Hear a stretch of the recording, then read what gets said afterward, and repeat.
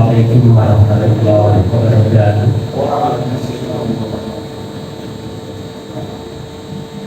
Alhamdulillah, wassalatu wassalamu ala rasulillah wa ala alihi wa sahbihi wa man wala. Asyhadu an la ilaha illallah wa asyhadu anna Muhammadan abduhu wa rasuluh. La ilaha wa la quwwata illa billah. Bapak Ibu dan saudara kita yang berbahagia, alhamdulillah, Allah memberikan kita dengan sehat walafiat, sehat rohani dan sehat jasmani kita, insyaallah. Kalau kita melihat orang yang kecelakaan, itu memang ya kadang-kadang ya sederhana sekali, faktornya macam-macam. Tapi secara umum memang tidak ada orang yang berharap untuk celaka. Secara umum yang bahkan semuanya, termasuk tidak ada satupun orang yang memang sengaja mencelakakan. Aslinya kan tidak ada.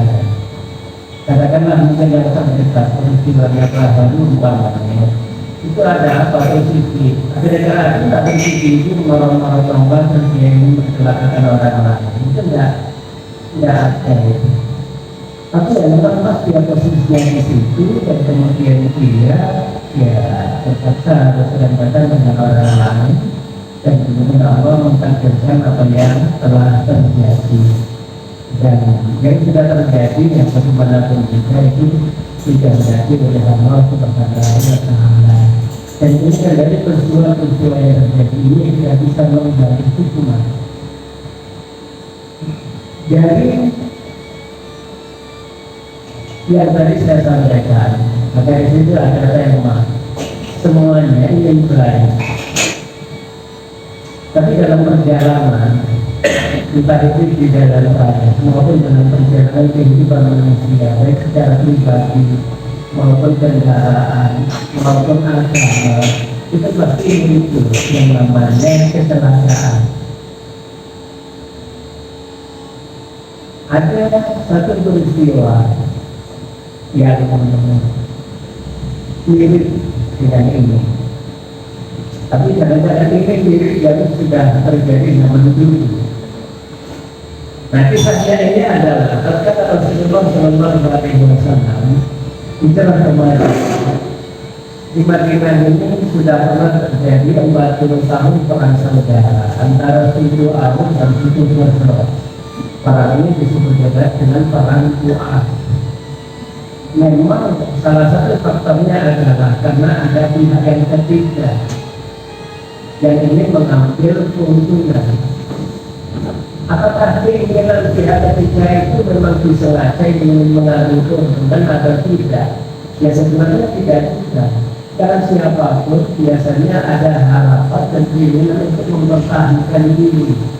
Dan sampai tergantung eksistensinya, keberadaannya baik secara ekonomi, sosial, politik, dan yang lain-lain.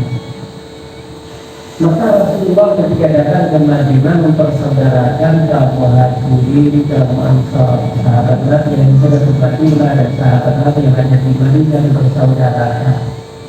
Dan masyarakat Madinah yang muslim terdiri dari suku Al dan Khazraj juga dipersaudarakan. Dan hasilnya memang luar biasa. 2 tahun dan hampir 3 tahun masyarakatnya di Madinah semuanya hidup rukun, juli, aman, makmur dan sentosa. Meskipun belum makmur secara ekonomi, tapi kan bahasa dan jiwa mereka tidak merasa aman dan sentosa. Kenyataan seperti ini ternyata membuat orang senang. Bahwa masyarakat Madinah juga awal dan berjalan yang juga hidup berkenan dan aman. Jadi ternyata tidak membuat pengeluaran itu senang. Ada kelompok lain yang iri dengan ini. Ada kelompok lain yang iri dengan kenyataan yang dunia. Kelompok masyarakat Madinah yang muslim yang memberikan aman, nyaman, terus dan berorganisasi. Anda ini siapa? Nah ini adalah orang-orang yang Yahudi. Karena itu rahimahullah di Madinah itu ada 3 komunitas Yahudi, 3 suku Yahudi. Ada suku Bani Nadir, ada suku Bani Quraisyah, ada suku Bani Quraisyah. 3 suku Yahudi. Mereka sama-sama Yahudi, tapi apakah mereka menjadikan hidup rukun? Ternyata tidak. Jadi ada persaingan dan perselisihan di antara mereka. Dan kemudian muncul blok-blok kelompok-kelompok. Bukti munculnya 3 suku ini karena ada persaingan di situ. Jika muncul kelompok-kelompok, misalkan Bani Nadir, Bani Quraisyah dan Bani Qainuqa. Nah, 3 suku yang ini mereka juga sangat berkonflik, meskipun tidak sama dan menjadi perang saudara antara sesama Yahudi. Mereka ingin berdamai, ingin berteman, tapi ternyata tidak bisa. Sesama mereka, sesama Yahudi juga tidak rukun, tidak nyaman. Nah, tapi ternyata bangsa Arab, yaitu suku Aus dan Khazraj, yang dulu bermusuhan, ternyata dengan Islam menjadi hidup rukun, damai, pertama bareng, dan kemudian susah bareng. Susah kalau bareng itu malah menyenangkan. Pertama bareng itu menyenangkan. Tapi mungkin ada yang kita bertawa sendirian bareng-bareng di kamar mandi. Karena di tepi jalan pada saya lihat ada yang diikuti di pinggir jalan bertawa sendirian. Ketika dia amati, ternyata bajunya tidak ada satu. Berarti memang sudah normal. Normalnya kelewatan, jadi menjadi abnormal. Jadi para sahabat Nabi Sallallahu dan Khazraj ini dengan kehadiran Islam di sana, mereka hidup rukun, aman, nyaman, damai. Peristiwa itu yang membuat salah satu sahabat yang bernama Sa'd bin Qais. Jadi dia bernama Sa'd bin Qais.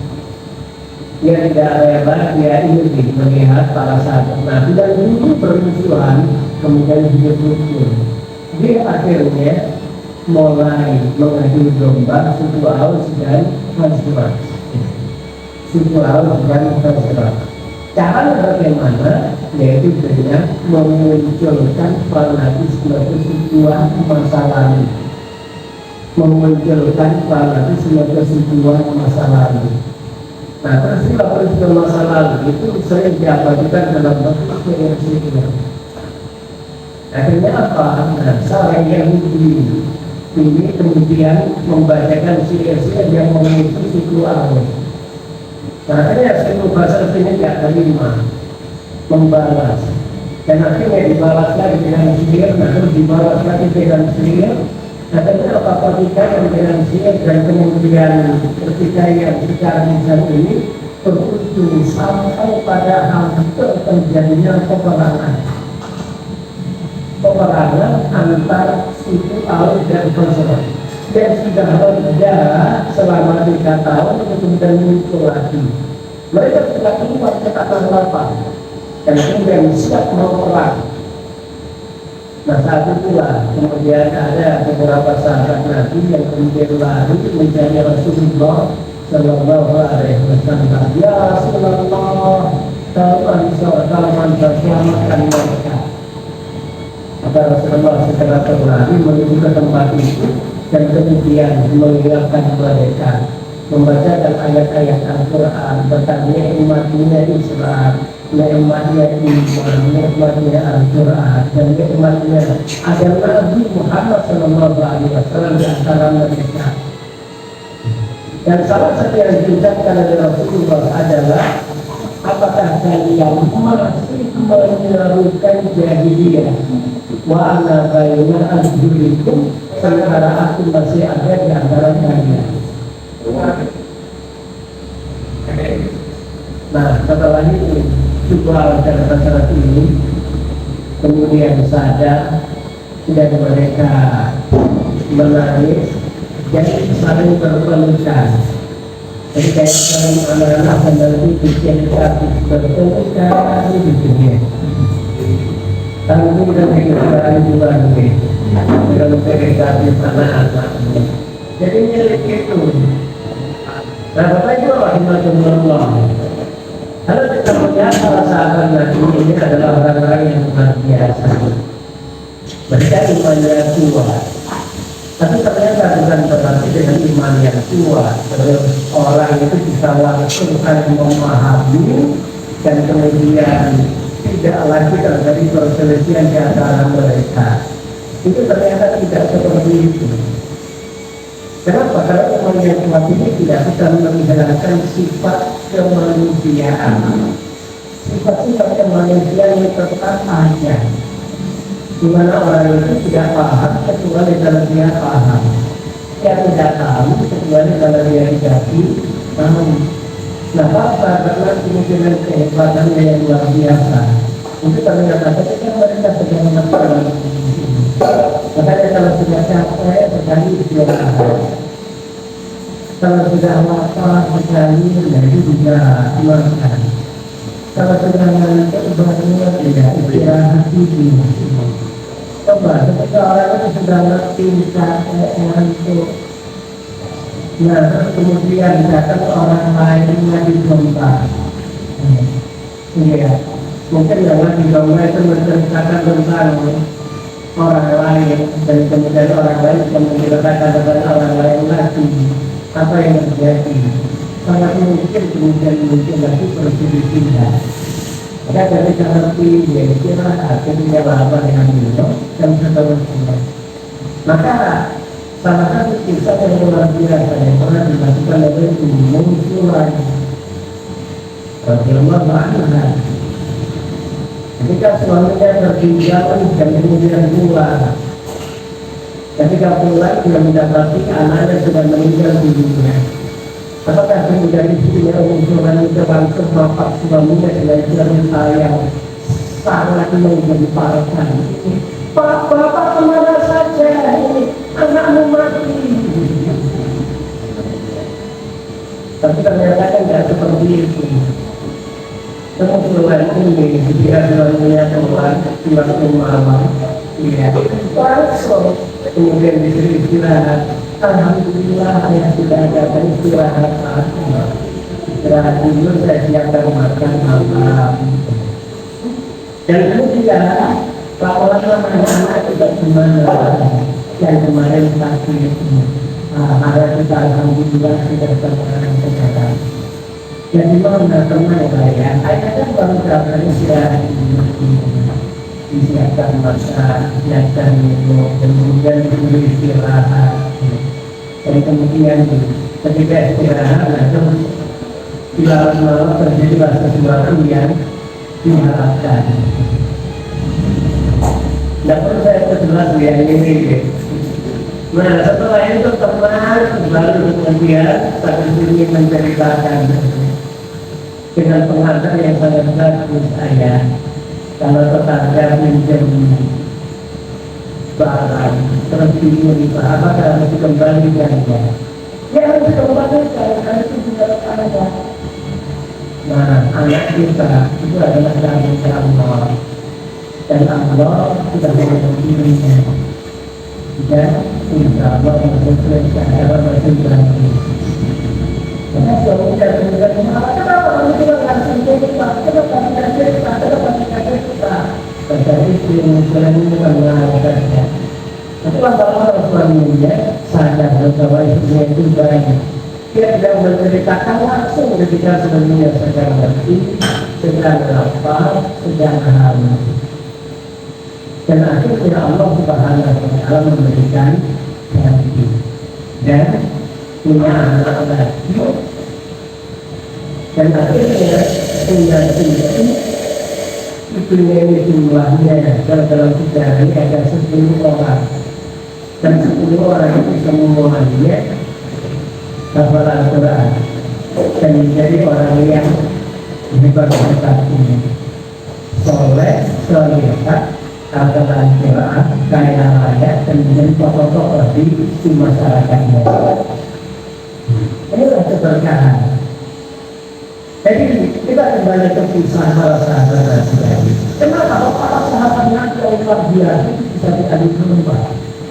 Masalahnya manusia itu bisa lapar, manusia itu bisa capek, Nah, ketika orang sedang lapar dan capek, kemudian mungkin sedang menumpuk, dan kemudian ada orang lain yang sedang mengadu domba, maka sangat mungkin aku pengusulan yang itu sudah terpendam, nah itu kemudian muncul lagi. Maka pihak yang ketiga itu perlu diwaspadai. Nah, kemudian ada orang seperti Jack Depresi, memang dia berharap, dia berharap ini membentukkan Islam. Nah, bisa jadi itu memang harapan dia. Tapi kalau sebenarnya kalau kita lihat dalam sejarah ini, dia ini orang Yahudi pada masa itu memang tidak terbiasa terjadi keributan antar sesama Yahudi sendiri. Tidak semudah begitu, memang kelihatannya aku. Tapi mereka itu pasti akan dijelaskan oleh Allah. Paksa dulu jamiah baru itu zakah. Kita melihat bahwa mereka itu satu bersama. Mereka tidak punya. Mereka tidak punya. Umpamanya beberapa 2 bulan terakhir ini, itu saya berusaha untuk mendalami tentang kristologi. Jadi termasuk dialog antar orang-orang Kristen dengan berbagai macam cabangnya itu yang ada di Indonesia. Itu ternyata mereka itu tidak sepakat kitab sucinya itu apa saja. 4 kitab suci ini kan isinya banyak ya. Nah, ternyata mereka juga tidak sepakat tentang mana saja isinya. Dan kemudian Tuhannya itu siapa? Itu juga tidak sepakat. Terus kemudian Tuhan ini apakah ada 3 dari 1 dari 3, ini juga mereka tidak sepakat. Jadi mereka ini belum sepakat tentang siapa Tuhannya, tentang apa kitab sucinya, dan kemudian apa syariatnya. Itu belum sepakat sampai sekarang. Jadi kalau ada agama kok nama Tuhannya itu belum jelas, nama kitab sucinya apa itu belum jelas, dan kemudian apa syariatnya itu juga belum jelas, posisi nabinya ini apakah dia itu nabi atau Tuhan, atau Tuhan setengah nabi, nabi setengah Tuhan, atau manusia setengah nabi setengah Tuhan, atau bagaimana, ini belum selesai. Nah kita ini sudah selesai semua itu, paling hanya poin-poin tertentu ketika memahami Al-Quran dan kemudian sejarah dan beberapa hadis-hadis yang ada perbedaan. Paling itu aja, agama yang lain tidak punya. Kenyataan inilah yang membuat mereka itu iri, Bapak Ibu. Dan ketika mereka iri, nah mereka bisa memunculkan sentimen-sentimen itu dalam bentuk apapun. Maka kita harus menyayangi mereka. Yeah. Ada seorang penyair yang mengatakan, wa inni la arhamul hasibiyya li harima dammat suduruhum minal al-dhari. Aku sangat sayang kepada orang-orang yang iri dengan saya. Kenapa? Karena orang yang iri dengan saya itu hatinya sedang memendam bara api. Yeah. Orang-orang selain Islam itu mereka hatinya memendam bara api, iri dengan apa yang dimiliki oleh umat Islam ini. Ini poin yang pertama. Nah terus poin selanjutnya adalah ketika saya menyebutkan tentang orang Yahudi, ini orang Yahudi ini banyak, sebagaimana ketika disebutkan dengan Turki itu juga banyak. Dalam hadis ada Turki yang dianggap baik, ada Turki yang dianggap jelek. Nah kenapa? Karena Turki itu juga banyak, Yahudi ini juga banyak, dan mereka ini digambarkan dalam Al-Quran dengan kata laisu sawa. Mereka tidak sama. Artinya apa? Ada yang baik, ada yang buruk. Dan ada ahli kitab yang kalau dititip uang 1 triliun, itu mereka amanah akan dikembalikan. Tapi ada pula yang kalau dititipi 1 dinar saja itu bisa hilang. Kenapa? Karena mereka macam-macam. Dan kemudian cerita tentang bangsa Yahudi ini, apa yang terjadi zaman dulu itu ternyata itu ya selesai sampai pada masa itu. Sampai kemudian setelah selesai masa perang Khaybar, maka konflik antara Islam dengan Yahudi itu juga sudah selesai.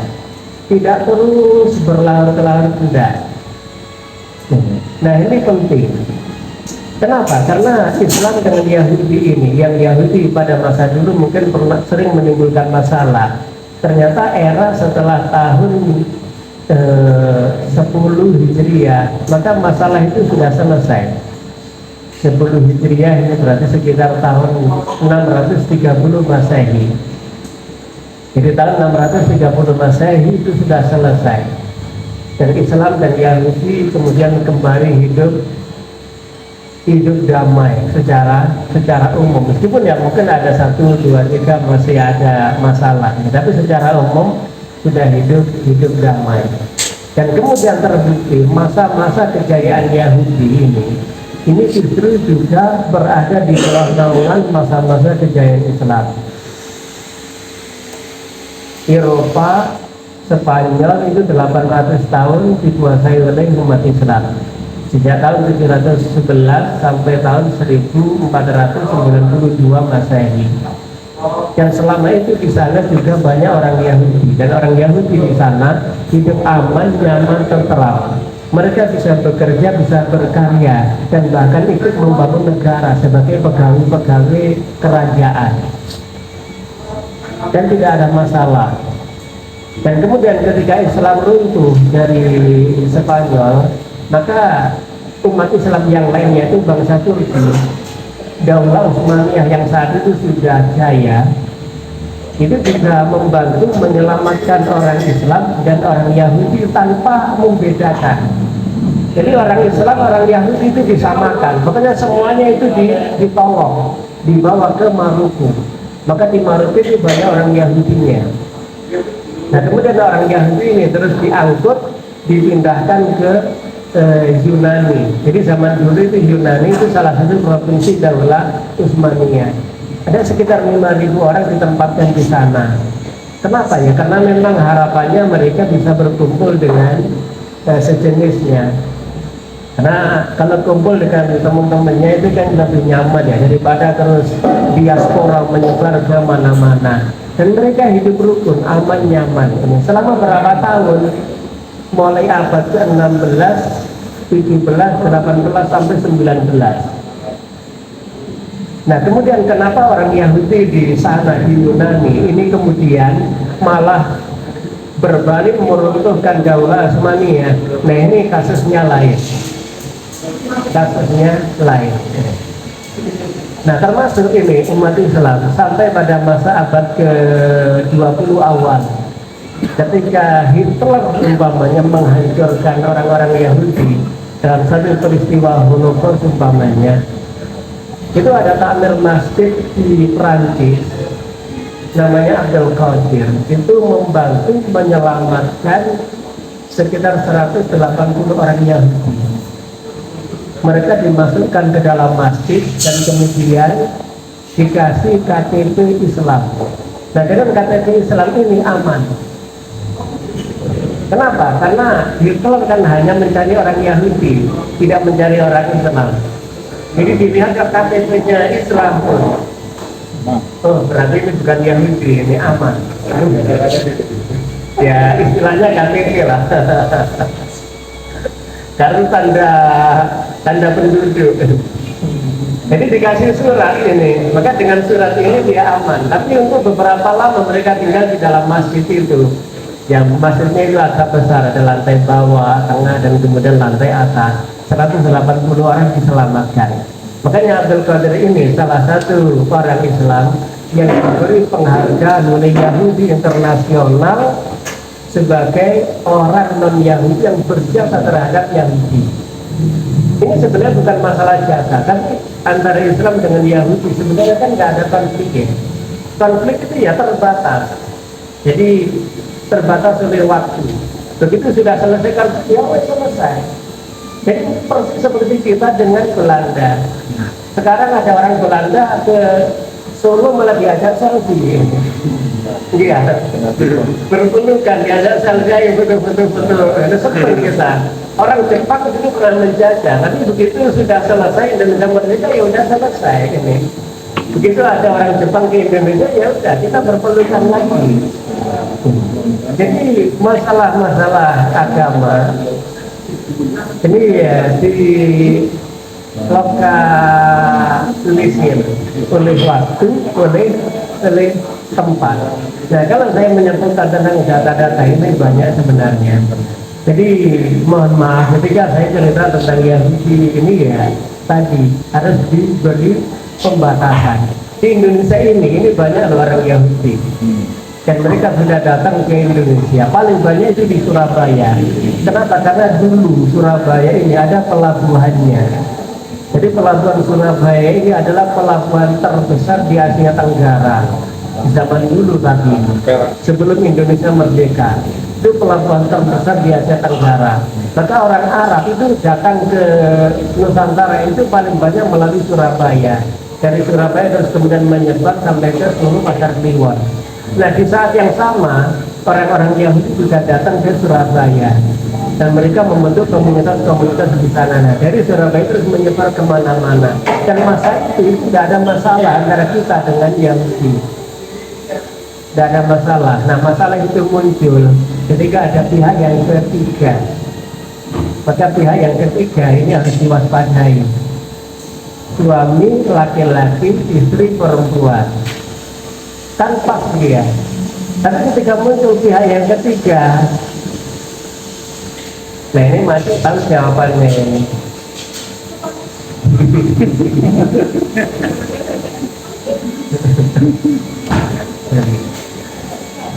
Ya tadi suku Aus dan suku Khazraj ini damai. Muncul pihak yang ketiga, terjadi perselisihan. Ketika Rasulullah hijrah ke Madinah, Islam dan Yahudi aman. Islam Yahudi aman. Kenapa? Karena ada perjanjian. Tapi muncul pihak ketiga, orang kafir Quraisy. Jadi orang kafir Quraisy ini mencari dukungan orang Yahudi untuk melawan Islam. Akhirnya orang-orang Yahudi di Madinah terprovokasi. Ini provokasi ini terus menyebabkan terjadinya perang antara Islam dan Yahudi. Sampai abad 20 juga sama. Yahudi di Yunani itu mereka hidup aman. Ketika terjadi perselisihan antara Daulah Utsmaniyah dengan Inggris, maka Inggris memanfaatkan orang Yahudi untuk membantu menghancurkan Daulah Utsmaniyah. Jadilah kemudian Daulah Utsmaniyah ini di Turki ini hancur di bawah tangan orang-orang Yahudi. Jadi maka kita memang harus damai dengan siapapun, tapi juga kita damai ini juga tetap harus waspada. Siapa tahu terus ada lubang di jalan, ya. Siapa tahu terus ada mbah-mbah nyebrang. Nah, karena kita harus waspada, tidak hanya melihat lawan yang ada di depan, tapi juga kanan kiri. Siapa tahu ada yang menyeberang mendadak. Jadi gambar hidup kita ini pasti jalan raya dong. Kita tidak hanya melihat yang ada di depan. Kalau yang di depan kan aman-aman saja ya. Kita lewat kiri, mereka lewat kanan. Kita sudah tahu posisi kita masing-masing. Tapi kalau ada yang nyebrang dari kanan apa dari kiri, saat itulah kita jadi bingung. Tiba-tiba kita belok kanan mendadak, nah sementara di sebelah kanan ada orang. Atau kita belok kiri mendadak, nah tiba-tiba di kiri ada orang. Jadi gambaran kehidupan kita seperti ini. Wallahualam, mudah-mudahan kita lebih tenang, aman, nyaman, menyikapi kehidupan ini, dan insya Allah kita akan selalu bahagia sepanjang masa sampai ke surga. Berkata yang mengapunkan menanyakan keliputan. Assalamualaikum warahmatullahi wabarakatuh. Waalaikumsalam warahmatullahi wabarakatuh.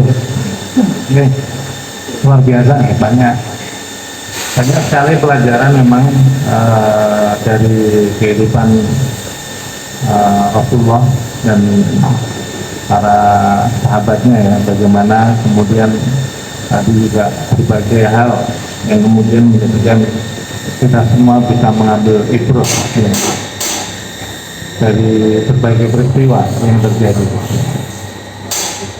Saya yakin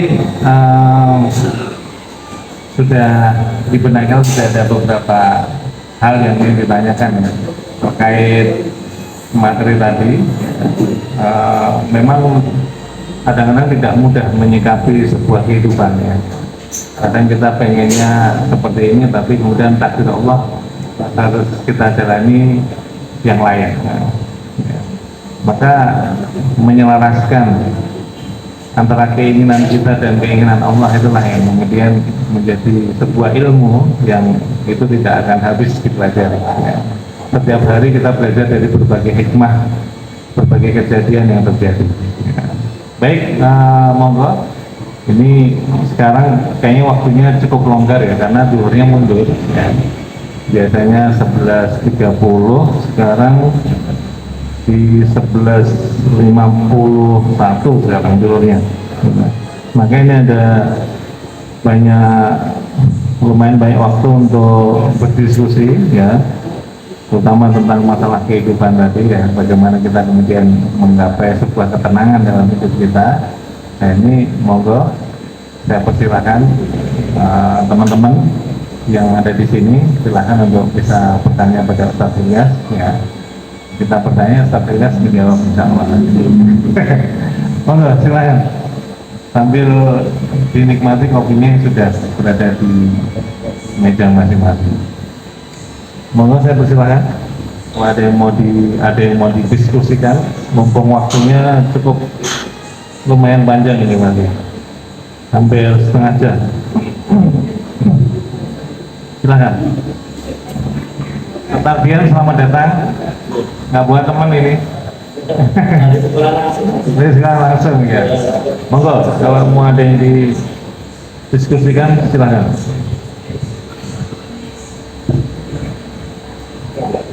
Kalau belum ini dulu saya mau nanya dulu juga ya. Ya, mau nanya dulu. Ini membuka pertanyaan ya. Jadi Ustaz, ya memang kadang-kadang kan tidak mudah ya. Kita pengen menginginkan sesuatu gitu kan, tapi kemudian takdir Allah berkata lain. Termasuk pun dalam kebaikan-kebaikan yang menurut kita ya, kita ingin berbagi misalnya, kita ingin memberi sesuatu, kita pengennya bisa bermanfaat untuk orang banyak misalnya, tapi ternyata takdir Allah mengatakan bahwa kita saat ini masih misalnya serba berkekurangan dan sebagainya, sehingga kita merasa kok uripku ngene-ngene terus ya gitu, pengen berbagi tapi kok nggak ada yang dibagi ada dan sebagainya. Nah ini agar kemudian antara keinginan kita dan keinginan Allah itu bisa ketemu, itu gimana? Yang ini kita belajar tentang ilmu kehidupan ya, mudah-mudahan tentunya bisa memberikan gambaran yang lebih ini pada kita semua, sehingga kita lebih tenang ya, dalam menghadapi kehidupan ini ya. Nah,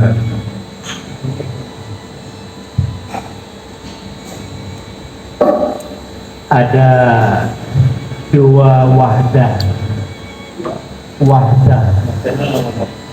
itu artinya menyatukan atau penyatuan. Yang pertama haram dan yang kedua dianjurkan. Wahdah yang pertama itu adalah wahdatul wujud.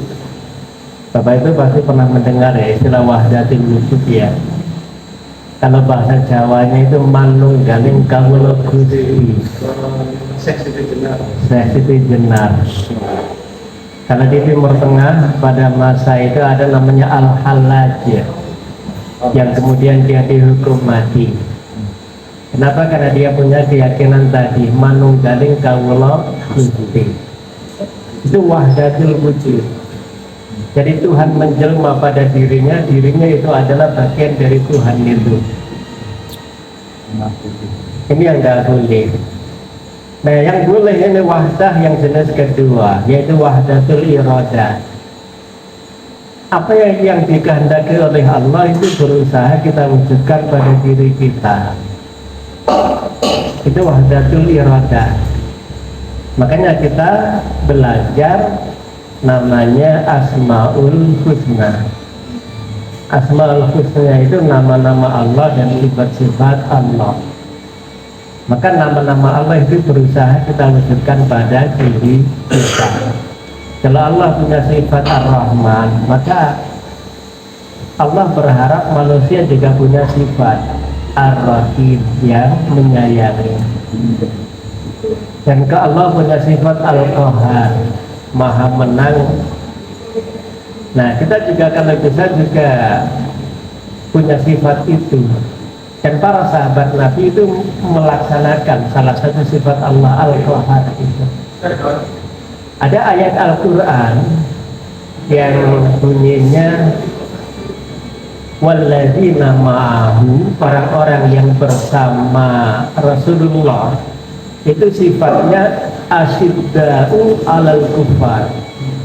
Asyidda itu artinya bukan keras atau tegas, tapi asyidda ini kalau dalam sejarah ini asyidda ini artinya orang-orang yang tidak mau menyerah, orang-orang yang tidak mau kalah. Jadi para sahabat Nabi ini orang-orang yang tidak mau menyerah, tidak mau kalah. Dengan siapa? Al-Kufari, dengan orang-orang kafir. Kenapa? Karena masalahnya bukan keras-kerasan, masalahnya kan bukan kuat-kuatan. Tapi untuk tidak kalah itu kan tidak harus kuat, untuk tidak kalah tidak harus tegas. Tapi kadang-kadang dengan kelembutan itu malah tidak bisa dikalahkan. Ada seorang istri yang lembut, manut, tapi dengan itu dia menjadi kuat sekali posisinya di hati suaminya. Ada ya? Ada. Dan dia tidak tergantikan oleh siapapun. Iya, kuat sekali. Karena untuk tidak terkalahkan ini kan tidak harus tegas, tidak harus kuat, tidak harus keras, tidak harus tegas. Jadi asyidda walal kufar ini memang tidak mau ngalahan. Inilah para sahabat Nabi. Maka mereka mengimbangi apa yang menjadi tantangan. Ini yang agak sulit mungkin bagi kita. Rasulullah kalau ditantang perang, ya Rasulullah akan ngirim seorang prajurit yang terkuat. Dan yang terkuat itu tidak banyak ternyata. Tapi yang terkuat ini yang maju. Ada Hamzah, ada Ali bin Abi Thalib, ada Zubair bin Awam. Ya ini aja yang sering maju tanding 1 lawan 1 dan tidak kalah. Ya mungkin pernah juga kalah, ini sekali kalah ini. Tapi kan tidak mungkin kan menang terus ya. Ada sahabat Nabi itu yang tanding 1 lawan 1 itu ternyata kalah. Ya wajar ini. Tapi kan dari peristiwa Khaybar itu ada sekitar 5 sampai 6 kali adu 1 lawan 1. Itu menang 5, kalah 1. Jadi ada prajurit Mursyid yang mati gugur, 1 lawan 1 kalah. Kemudian yang lain maju, ya Zubair bin Awam maju, nah akhirnya menang. Jadi ini yang tidak mau kalahan. Nah kalau ditantang perang dengan syair, Rasulullah punya penyair namanya Hasan bin Sabit. Iya, pernah datang rombongan dari Bani Tamim. Nah, Bani Tamim ini dikenal dengan kehebatan bahasanya. Mereka datang ke Madinah, bukan untuk masuk Islam, tapi ingin tahu kehebatan Islam itu kayak apa toh. Mereka kemudian mulai membacakan syair-syair dan kemudian mulai orasi, pidato, menunjukkan kehebatan mereka. Nah, ketika mereka nantang, wah ini kelihatannya nantang sastra ini. Maka Rasulullah menyuruh, wahai Hasan bin Sabit, coba kamu tandingi. Ternyata Hasan bin Sabit itu spontan bisa membuat sastra dengan sangat baik dan mengalahkan sastrawannya Bani Tamim. Dan kemudian muncul oratornya. Nah ketika yang muncul itu orator, maka Rasulullah punya penyair yang lain yang bernama Qais, yang bernama Sabit bin Qais. Sabit bin Qais ini oratornya Rasulullah SAW. Nah ternyata apa? rombongan ini ketika melihat, wih, kayaknya memang orang Islam ini tidak bisa dikalahkan. Ya, adu sastra menang mereka, adu orasi mereka menang, dan akhirnya rombongan dari Bani Tamim itu masih Islam. Ini, jadi kita menyatukan diri dengan apa yang menjadi kehendak Allah Subhanahu wa Ta'ala. Allah punya sifat sabir, sabir, ya, sabir, sabar, sabur. Maka kita juga berusaha mewujudkan sifat sabur itu pada diri kita. Allah punya sifat syakur, kita juga bisa berusaha mewujudkan sifat syakur itu pada diri kita. Ini namanya wahdatul iradah, dan itu yang dianjurkan. Nah terus sudah nah terus selanjutnya untuk mendapatkan pahala dalam Islam, nah ini banyak.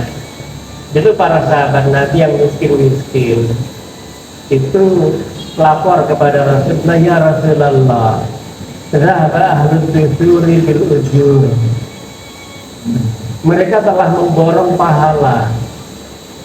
Mereka sholat seperti kita sholat, mereka puasa seperti kita puasa. Nah mereka bisa sedekah, mereka bisa infak, dan kita tidak bisa karena kita miskin. Maka Rasulullah kemudian menjelaskan, sesungguhnya tasbih itu adalah sedekah, tasbih, tahmid, dan kemudian membantu orang yang membutuhkan bantuan. Sampai kemudian terakhir Rasulullah menjelaskan, wa fi buti ahadikum sadaqah. Tahu enggak kalian, kalau orang miskin itu paling banyak punya kesempatan untuk sedekah dengan hubungan suami istri. Kenapa? Karena miskin tidak banyak jalan-jalan, jadi itu aja kan. Jadi unik, Rasulullah itu memberikan alternatif. Iya, hiburannya itu. Jadi sedekah dan sekaligus hiburan. Coba kalau ke gedung belok itu berapa itu? Dia udah kayak film gini lah ini. Film kehidupan. Dan itu ternyata sedekah. Ini yang tidak dipahami para sahabat Nabi, ya Rasulullah. Itu kan melampiaskan syahwat. Masa terus dapat pahala? No. Coba. Kalau kamu bahasa saya loh ya, kalau kamu bayar mahal, terus kemudian selesai, dosa toh di tempat-tempat yang haram itu. Iya. Nah kalau kamu di rumah sama yang halal, itu juga berarti pahala gitu ya. Karena meninggalkan dosa itu berarti pahala. Nah, ternyata sahabat-sahabat Nabi ini senang, boleh nih. Anaknya akeh-akeh. Pada pahala terpena. Tapi ya tadi Rasulullah menjelaskan, ternyata sumber pahala itu banyak sekali. Jadi ada imatatul adza, membersihkan jalan. Terus kemudian membantu orang untuk menaikkan barang angkutannya ke kendaraannya, dan yang lain-lain. Membaca tasbih, tahmid, tahlil itu juga sedekah. Membaca Quran juga sedekah, dan yang lain-lain. Jadi sumber pahala itu banyak. Maka kita tidak mungkin memaksakan apa yang kita tidak mampu, tapi kita bisa memaksakan apa yang kita mampu. Wallahu a'lam. Mana ibu-ibu? Nih, Mas. Para protes, tengok.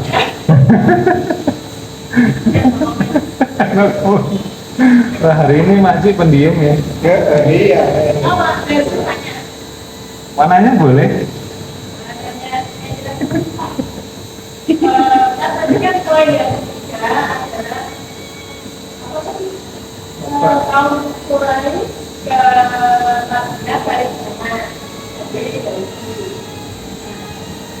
Apakah itu yang menyebabkan perang Badar ya? Perang Badar itu tuh setelah waktu hijrah belum ya?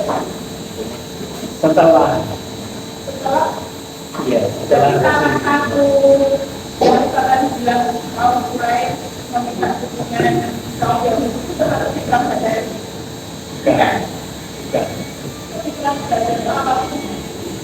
Perang Badar itu terjadi tanpa disengaja oleh kedua belah pihak. Makanya dijelaskan dalam Al-Quran surat Al-Anfal, walau tawa'atum lah talatum fil mi'at. Andai kalian janjian dulu untuk perang, pasti tidak akan ketemu kesepakatan. Jadi pasti tidak akan ketemu kesepakatan kapan di mana perang. Tapi Allah lah yang mentakdirkan terjadinya perang itu. Kenapa? Karena perang itu terjadi ketika para sahabat Nabi ingin menghadang kafilah dagang. Kafilah dagang Quraisy ini membawa harta benda milik sahabat Nabi yang ditinggal di Mekah. Maka halal hukumnya para sahabat Nabi meminta kembali harta ini milik kamu yang ditinggal di Mekah. Ternyata apa? Luput. Ini ditunggu 2-3 hari, ternyata apa? Tidak datang itu kafilah dagang. Yang datang itu malah pasukan perang. Coba ini, ketemu pasukan perang. Kalau lari hancur, kalau perang kemungkinan menang, kemungkinan kalah. Coba kira-kira milih yang mana? Kalau lari pasti hancur. Tapi kalau perang kemungkinan menang, kemungkinan kalah. Nah, para sahabat Nabi milih perang. Ternyata Allah mentakdirkan menang. Nah, kalau perang Uhud ini akibatnya adalah jadi ada kerjasama antara Quraisy Mekah dengan Yahudi di Madinah. Perang Khandaq itu juga sama. Perang Khandaq itu juga sama. Jadi orang Mekah ini bisa menghubungi orang Yahudi di Madinah untuk saling bantu membantu untuk melawan Islam. Iya, perang Khandaq yang bikin parit itu.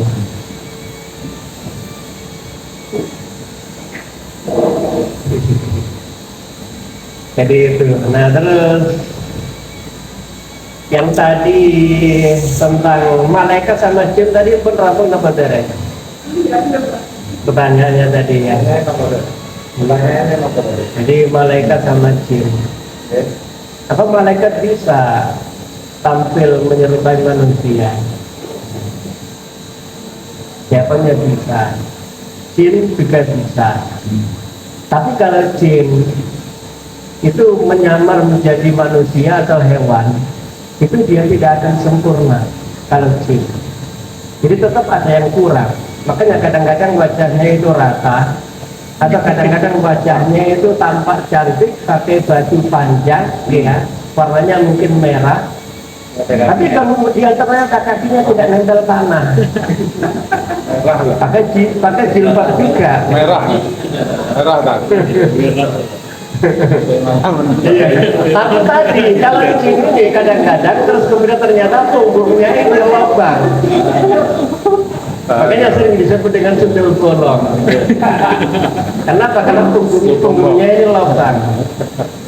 Jadi dia tidak akan sempurna kalau jin. Nah, tapi kalau malaikat menyerupai manusia, dia sempurna 100%. Ada malaikat yang datang kepada Sayyidah Maryam, ya.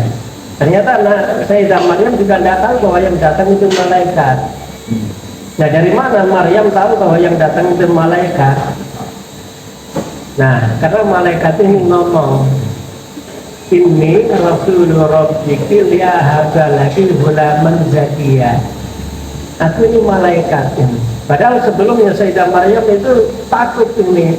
A'udzubillahi minasyaitonir rajim.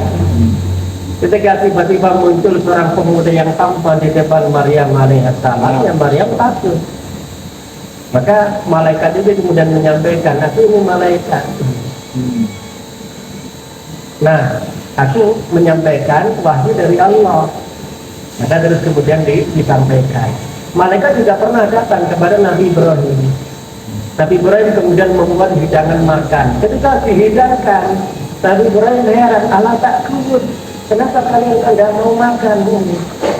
Maka Nabi Ibrahim kan takut ini.